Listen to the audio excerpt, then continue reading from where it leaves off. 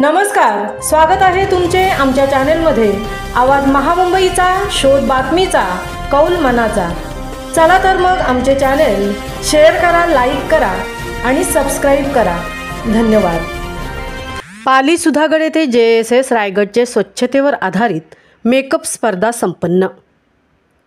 जनसामान्यांमध्ये प्रचार व प्रसाराच्या माध्यमातून विविध सरकारी योजना, स्वच्छता जनजागृती, माहिती, आरोग्यविषयक जनजागृती, कौशल्य विकास उपक्रम आदींना प्रोत्साहन देण्याच्या उद्देशाने जनशिक्षण संस्थान रायगडच्या माध्यमातून बुधवार दिनांक 17 सप्टेंबर 2025 रोजी पाली सुधागड येथे स्वच्छतेवर आधारित मेकअप स्पर्धांचे आयोजन करण्यात आले आणि सार्वजनिक स्वच्छता व प्लास्टिक बंदी जनजागृती करण्यात आली।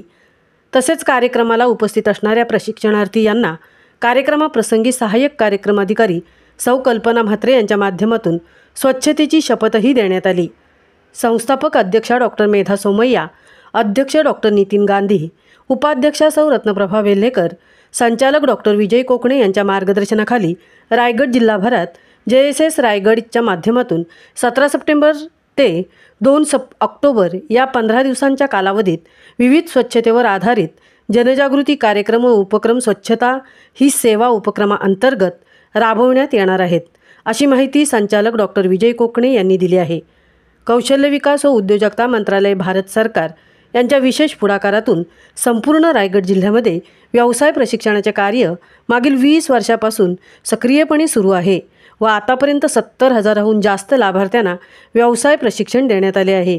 यात स्वच्छता, आरोग्य व जनजागृती उपक्रमाचा एक भाग म्हणून पाली सुधागड या ठिकाणी स्वच्छतेवर आधारित मेकअप स्पर्धा आणि सार्वजनिक स्वच्छता व प्लास्टिक बंदी जनजागृती या उपक्रमाप्रसंगी सहाय्यक कार्यक्रम अधिकारी सौ कल्पना म्हात्रे, प्रशिक्षिका सौ शिल्पा कुंभार, सौ रेश्मा सुरावकर, सौ श्रद्धा चव्हाण, सौ ऋषाली नाझीरकर व प्रशिक्षणार्थी यांच्या उपस्थितीत कार्यक्रम उत्साहात पार पडला।